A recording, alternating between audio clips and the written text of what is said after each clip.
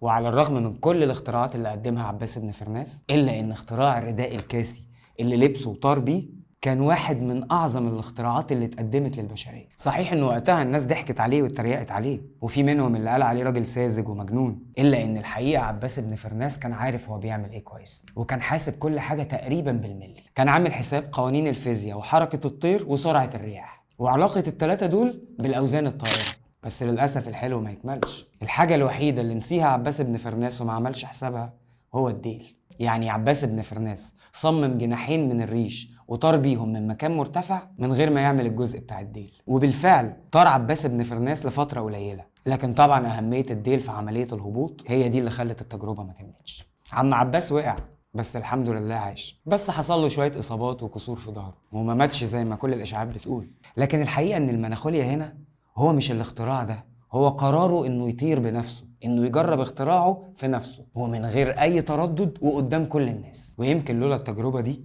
ما كناش قدرنا نوصل للطيران بالشكل اللي موجود عليه دلوقتي، لأن التجربة دي بالفعل ساعدت كتير من العلماء اللي جم بعده لحد ما وصلوا للطيران. وعشان كده عباس بن فرناس كان بيتصنف إنه واحد من أكبر علماء الأندلس وأكثرهم ابتكارا. مفيش أي حاجة ابتكرها إلا وكانت سابقة زمانها. تقدر تقول عليه كده أسطورة، حاجة ولا في الخيال.